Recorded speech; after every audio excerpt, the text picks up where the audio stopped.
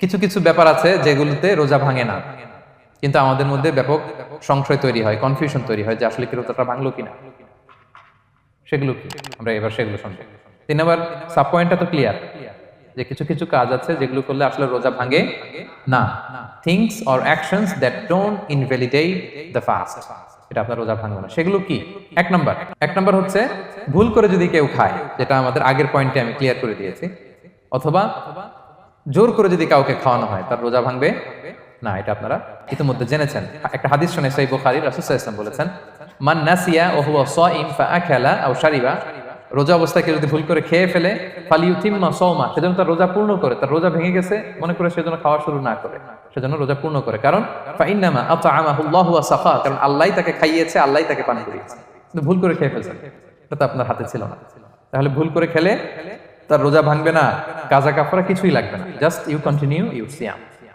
ওকে। 2 number হচ্ছে, এটা বিবাহিতদের জন্য, যেহেতু most of the audience are 18+, কোনো অসুবিধা নাই। আর ইসলামে কথাগুলো আসলে বাঁচতে হলে জানতে হবে না। সেটা হচ্ছে, আমরা শুনেছি যে বিবাহিতরা ফিজিক্যাল ইন্টারকোর্স যদি করে, দেহ থেকে সিমেন আউট হলে রোজা ভেঙে যায়, কিন্তু স্বাভাবিক মেলামেশার সাথে রোজা ভাঙে না। কিস করা, হাগ করা হাজবেন্ড ওয়াইফের মধ্যে, এই যে সখ্যতা, এই ব্যাপারগুলো যদি দিনের বেলায় ঘটে, এতে রোজা ভাঙে না। ব্যাপারটা বুঝতে পেরেছেন না সবাই? একটা দলিল শুনেন। আমাদের আয়েশা রাদিয়াল্লাহু তাআলা আনহা বলেন, কানা নবী সাল্লাল্লাহু আলাইহি ওয়াসাল্লাম ইয়াকাব্বিলু ওয়া হুয়া সাইম, রমাদানের রোজা অবস্থায় তিনি আমাদেরকে কিস করতেন, ওয়া ইউবাশিরু, আমাদেরকে হাগ করতেন, ওয়া হুয়া সাইম, রোজা অবস্থায়। এতে রোজার কোনো সমস্যা হতো না। তবে এটা রিকমেন্ডেড না, স্বামী স্ত্রীর একান্ত মেলামেশা দিনের বেলা রিকমেন্ডেড না, কারণ এটা থেকে সে সেক্সুয়ালি এক্সাইটমেন্টের দিকে চলে যেতে পারে। ফলে ভুল করে সে এমন কাজ করে ফেলতে পারে যেটাতে তার রোজাটাই ভেঙে যাবে। আর ইচ্ছা করে রোজা ভাঙলে কি করতে হয়? কাজাও কাফারাও, খবর আছে না? সেজন্য এটা খেয়াল রাখতে হবে। 3 নাম্বার, এটাকে আরবিতে বলে আল ইহতিলাম, ওয়েট ড্রিম, বাংলায় বলে স্বপ্ন দোষ। ঘুমের মধ্যে এমন কিছু দেখলেন, ফলে আপনার সিমেন আউট হলো, আপনার রোজা ভাঙবে না। কারণ এটা কি ইচ্ছা করে করছেন আপনি? এটা কার হাতে? আল্লাহর হাতে। এতে রোজা ভাঙে না। শুধু আপনি ঘুম থেকে উঠে ফরজ গোসলটা করে নিলেই হবে। প্রিয় ভাইরা, মুসলিম কমিউনিটির ভাইরা, কথা কি বুঝতে পারতেছেন? আচ্ছা। 4 নাম্বার হচ্ছে ব্লাড টেস্ট। অনেকে বলে যে হুজুর ব্লাড টেস্ট করা যাবে কিনা রমাদানে? ব্লাড টেস্ট করা যাবে। ব্লাড টেস্ট করলে রোজা ভাঙে না। এটা খুবই জরুরি একটা মাসালা, প্রায় আমাদের লাগে। 1-2 সিরিঞ্জ ব্লাড নিলে ভাঙে না। তবে যদি অনেক বেশি অ্যামাউন্টের ব্লাড নেয়, এতে যদি আপনি ক্লান্ত হয়ে পড়েন, সেক্ষেত্রে আপনি রোজা ভাঙতে পারবেন, পরে কাজা করলে হবে। 5 নাম্বার হচ্ছে অনিচ্ছাকৃত বমি। এটা আমি আগেও ক্লিয়ার করেছি যে ইচ্ছাকৃত বমি করলে রোজা ভাঙে, কিন্তু অনিচ্ছাকৃত যদি বমি চলে আসছে, ভমিটিং হচ্ছে, আমার রোজা ভাঙবে না। 6 নম্বরে নোজ ব্লিডিং, নাক দিয়ে অনেকে রক্ত পড়ে না, নাক দিয়ে রক্ত ঝরলে মানুষের রোজা ভাঙে, আনলেস যদি অনেক বেশি অ্যামাউন্টের হয়, আপনি ক্লান্ত হয়ে পড়েন, তখন তো আপনি রোজা ভাঙতে পারবেন। 7 নাম্বার, রোজা রেখে দাঁত ফেলতে পারবো কিনা? জি, রোজা রেখে আপনি আপনার দাঁতকে রিমুভ করতে পারবেন, খুব বেশি যাতে রক্ত বের না হয় সেটা আপনি খেয়াল রাখবেন। দাঁত ফেললে যে রক্ত বের হয়, এতে রোজা ভাঙে না। 8 নম্বর পয়েন্টটা খুবই গুরুত্বপূর্ণ, এটা খেয়াল করে শুনতে হবে। কান দুইটা খরগোশের কানের মতো খাড়া করে শুনেন, খুব মনোযোগ দিয়ে। 8 নম্বরটা হচ্ছে ইনজেকশন। রোজা রেখে ইনজেকশন দেওয়া যাবে কিনা? কিছু কিছু ইনজেকশন দেওয়া যাবে, কিছু কিছু দেওয়া যাবে না। কোনগুলো দেওয়া যাবে না? এনার্জেটিক ইনজেকশন দেওয়া যাবে না। যে ইনজেকশনে ফুড সাপ্লিমেন্টারি আছে, যেটার মধ্যে নিউট্রিশন ভ্যালু আছে, এই ইনজেকশনগুলো দেওয়া যাবে না। এমনও ইনজেকশন আছে যেটা দিলে 7 দিন আপনার আর খাওয়া লাগবে না, একেবারে তরতা যাবে, এরকম ইনজেকশন দেওয়া যাবে। তো আপনি সিস্টেম করে খাইলেন, কেমন জানো, তাই না? আপনি অন্য ওয়েতে দেহে এনার্জি ইনপুট করলেন, এটা করলে রোজা ভেঙে যাবে। তাহলে food supplementary injection, nutrition value আছে এরকম injection, energetic injection, energy boost up করে এরকম ইনজেকশন দিলে রোজা ভেঙে যায়, এগুলো দেওয়া যাবে না। কিন্তু পেইন কিলার যে ইনজেকশনগুলো আছে, এটা দিতে পারবেন। পেইন কিলার ইনজেকশন দিতে পারবেন, অ্যান্টিবায়োটিক ইনজেকশন দিতে পারবেন, অ্যানেস্থেটিক ইনজেকশন দিতে পারবেন, এই জাতীয় মেডিকেশন ইনজেকশনগুলো দিতে পারবেন। কোভিডের যে ইনজেকশন, এগুলো আপনি দিতে পারবেন। এগুলোতে রোজা ভাঙে না, কারণ এগুলোতে আপনার স্টোমাকে কিছু পৌঁছেও না, আপনাকে শক্তিবর্ধক কিছু দেহে প্রবেশও করাচ্ছে না, আপনার এনার্জিও বাড়ে না, আপনার এনার্জি বাড়ে না, আপনার নিউট্রিশন ভ্যালু অ্যাড হয় না, আপনার স্টোমাকে কিছু পৌঁছে না, এই জাতীয় সব ইনজেকশন দেওয়া যায়। ইনজেকশন পয়েন্টটা ক্লিয়ার? 9 নম্বরে কিছু কমন ব্যাপার আছে। এই কমন জিনিসগুলো আমাদের মনের মধ্যে প্রায় প্রশ্ন জাগে যে এগুলো করা যাবে কি যাবে না, এগুলো ক্লিয়ার করি। এর মধ্যে 1 নম্বর হচ্ছে টুথপেস্ট। রোজা রেখে টুথপেস্ট দিয়ে ব্রাশ করা যাবে কিনা? বলেন, যাবে কি যাবে না? যাবে, কে কে হাত তুলুন তো দেখি। হ্যাঁ, মাত্র একজন, দুইজন, তিনজন, চারজন, পাঁচজন, ছজন, দল ভারী হচ্ছে আস্তে আস্তে। হ্যাঁ, টুথপেস্ট দিয়ে ব্রাশ করা যাবে কি যাবে না? যাবে মাত্র পাঁচজন। আর যাবে না কয়জন দেখি? যাবে না, অনেকে যাবে না, অনেকে হাত তুলে নেই, ভাবছে কোন জায়গায় হাত তুলে কোন বিপদে পড়ি। চুপচাপ দেখি যে কোনটা জিতে। যাবে না? যাবে না, দল ভারী না? যাবে? এই সুন্দর বলছে, যাবে, কিন্তু না করাই ভালো। হ্যাঁ, যাবে। টুথপেস্ট দিয়ে ব্রাশ করলে রোজা ভাঙে না, তবে যদি খুব স্ট্রং টুথপেস্ট হয় এগুলো ব্যবহার না করা ভালো। দিনের বেলায় মেসওয়াক করা ভালো। হ্যাঁ, মেসওয়াক করলে ওইটা সবচেয়ে সেফ। তবে যদি আপনি টুথপেস্ট দিয়ে ব্রাশ করেন আপনার রোজা ভাঙবে না ইনশাআল্লাহ। কেউ কেউ মাকরু বলেছেন, কিন্তু আপনার রোজা ভাঙবে না। মাউথ ওয়াশ সেম, যাবে, কিন্তু রেকমেন্ডেড না। হ্যাঁ, গার্গল করতে গেলে আবার ভিতরে চলে যাবে। সিম্পলি কুলি করা যাবে, কিন্তু আপনার রোজা ভাঙবে না।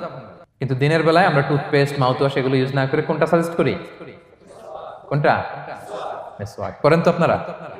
রাসূল সাল্লাল্লাহু আলাইহি ওয়াসাল্লাম বলেছেন, আমার উম্মতের জন্য যদি কষ্ট না হয়ে যেত আমি প্রত্যেক নামাজের আগে মেসওয়াক করা ফরজ করে দিয়ে যেতাম। কষ্ট হয়ে যাবে, পকেট নিয়ে নিয়ে মেসওয়াক ঘুরতে হবে। এবং রাসূল সাল্লাল্লাহু আলাইহি ওয়াসাল্লাম মৃত্যুর আগে ওনার হাতে যে জিনিসটা রেখে উনি শেষ নিঃশ্বাস ত্যাগ করেছেন সেটা হচ্ছে মেসওয়াক। উনি অত্যন্ত অসুস্থ, প্রচন্ড জ্বরে কাতরাচ্ছেন। তখন দেখলেন যে ওনার শ্যালক আব্দুর রহমান রাদিয়াল্লাহু তাআলা উনি মেসওয়াক করতেছেন, তো উনি ফেল করে তাকায় আছেন, বলতে পারতেছেন না আমাকে দাও। আম্মাজান আয়েশা বুঝতে পারলেন যে রাসূল মনে হয় চাচ্ছেন, তো উনি এটা নিয়ে এসে নিজে চাবালেন। রাসূল সাল্লাল্লাহু আলাইহি ওয়াসাল্লাম চাবায় যে নরম করবেন এই শক্তিটাও গায়ে নাই। আম্মাজান নিজে চাবিয়ে রাসূল সাল্লাল্লাহু আলাইহি ওয়াসাল্লামের হাতে দিলেন, রাসূল সাল্লাল্লাহু আলাইহি ওয়াসাল্লাম মেসওয়াক করলেন। এই মেসওয়াক করার কিছুক্ষণ পরে তিনি ইন্তেকাল করলেন। আরবাউন মিন সুনানিল মুরসালিন, চারটা সুন্নাত, এটা সব নবীদের মধ্যে ছিল, এর মধ্যে একটা হচ্ছে আসওয়াক, মেসওয়াক। মেসওয়াক করবেন তো আপনারা? আচ্ছা। এরপর রোজা রেখে আতর দেয়া যাবে, কোনো সমস্যা নেই। পারফিউম দেয়া যাবে, সমস্যা নেই। আই ড্রপ দেয়া যাবে, চোখে ড্রপ দেয়া যাবে, আইলাইনার দেয়া যাবে, কাজল দেয়া যাবে, এগুলোতে রোজা ভাঙে না। এরপরে ডায়াবেটিক পেশেন্ট যারা আছে তারা ইনসুলিন দিতে পারবেন, এত রোজা ভাঙে না। এটা আমাদের লাগে না, আমাদের অনেক মুরব্বীদের দিতে হয়, আমাদের আব্বা আম্মাদের। তো এটা আপনারা জেনে গেলেন, ইনসুলিন দিলে রোজা ভাঙে না। এরপরে 10 নম্বর খুব মজার একটা পয়েন্ট, খাবারের যদি লবণ চেক করা হয় এতে রোজা ভাঙে না। তবে ঘরে আপনারা এটা ট্রাই করবেন না, এটা রেকমেন্ডেড না। এটা কখন রেকমেন্ডেড? এটা বড় শেফদের জন্য। লেটস সে রমাদানে 1000 লোকের বিরিয়ানি করা হবে, আল্লাহর বান্দারা রোজাদাররা খাবে, এটা লবণ বেশি হলে খাইতে পারবে? পারবে না। এজন্য যিনি শেফ, প্রধান বাবুর্চি, উনি লবণটা ট্রাই করতে পারবেন, করেই সাথে সাথে কুলি করে ফেলবেন, ভিতরে তো কিছু গেল না, এতে রোজা ভাঙে না। তাই বলে প্রতিদিন ঘরের রান্নাতে আবার এটা করতে যায় না। ঘরে দুইজন, আপনি আপনার হাজবেন্ড ওয়াইফ টোনাটুনি একটা হইলেই হইলো, কি বলেন? লবণ বেশি হবে কম হবে, কিন্তু বড় প্রোগ্রাম, অনেক রোজাদাররা একসাথে ইফতারি করবে, এটা তো লবণাক্ত হলে খাওয়া যাবে না। তো সেক্ষেত্রে শেফ যদি জাস্ট জিব্বা দিয়ে লবণটা একটু ট্রাই করে নেয় যে অ্যাড করতে হবে না, ঠিক আছে, সাথে সাথে কুলি করে ফেলে, রোজা ভাঙবে না। দলিল কি? দলিল হচ্ছে কাঁচা ডালের মেসওয়াক। রাসূল সাল্লাল্লাহু আলাইহি ওয়াসাল্লাম কাঁচা ডালের জাইতুনের মেসওয়াক দিয়ে তিনি সেওয়াক দিয়ে মেসওয়াক করতেন। তো কাঁচা জাইতুনের আপনারা মেসওয়াক করছেন, এটা কিন্তু অনেক লবণাক্ত, সল্টি, এটার মধ্যে একটা ঝাঁঝালো ভাব আছে। তো এটা আপনার জিহ্বায় লাগলে কি রোজা ভেঙে যায়? ভাঙে। এবং আপনি যদি সমুদ্র অঞ্চলে সফর করেন, সমুদ্রে লেটস সে 1 মাসের, আমাদের এই যে বাংলাদেশে তো এখন এই কি বলে প্রায় 7 লক্ষ টাকা করে দিচ্ছে আমাদের হাজিদের জন্য, হজ করতে হলে প্রায় 7 লক্ষ টাকা লাগবে। তো এরকম ঘোষণাও দেখলাম যে নেক্সট ইয়ার থেকে সমুদ্র পথে যাওয়া যাবে কম খরচে। তো কেউ যদি এমন হয় সমুদ্রের সফরে দীর্ঘ সময়, আপনি অজু করবেন কি দিয়ে? সাগরের পানি দিয়ে। তো সাগরের পানি কেমন? সাগরের পানি দিয়ে আপনার কুলি করতে হবে না? মাছ মজা করবেন না? তা আপনার কি রমজানে যদি কুলি করেন আপনার রোজা ভেঙে যাবে? ভাঙবে না।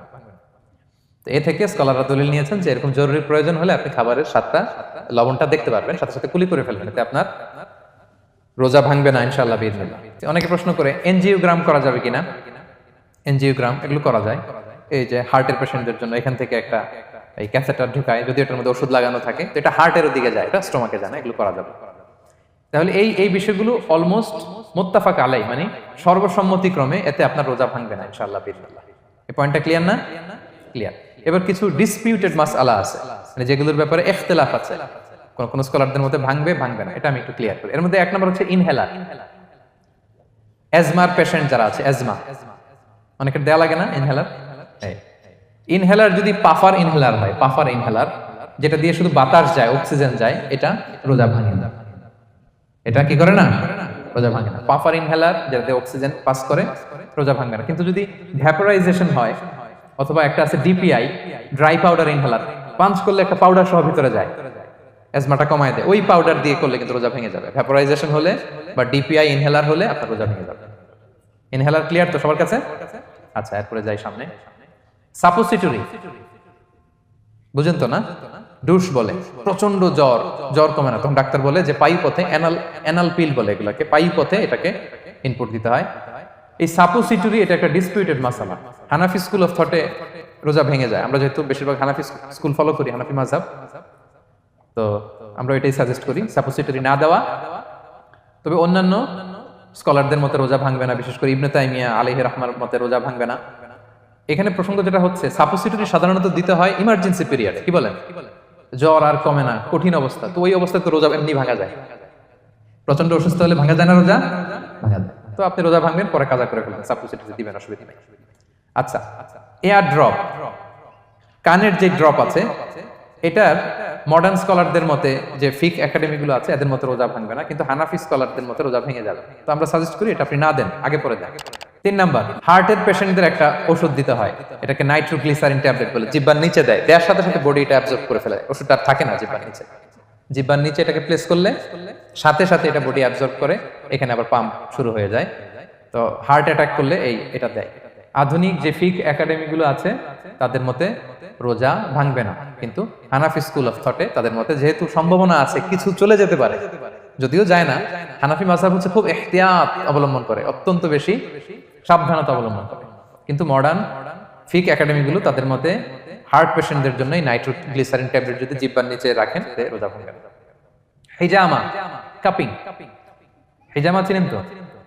হ্যাঁ, হিজামা করছেন কেউ এখানে? আপনি করছেন, আর কেউ? অনেকে করছে দেখি মাশাআল্লাহ। এটা এখন অনেক পপুলার হচ্ছে, রাসূল সাল্লাল্লাহু আলাইহি ওয়াসাল্লাম কিন্তু করতেন।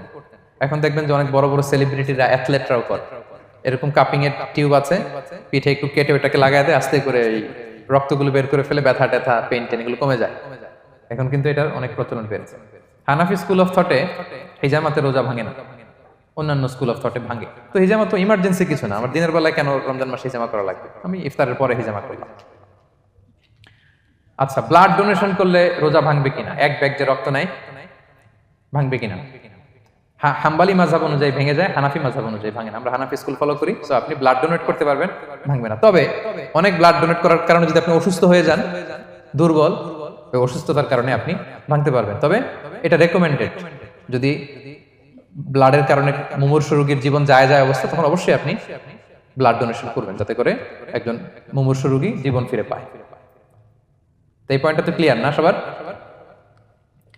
তো এই ছিল সম্মানিত সুধী কিছু মৌলিক বিষয় যেগুলো করলে আমাদের রোজা ভাঙে না। Be a part of our vision. Do listen and share the khair.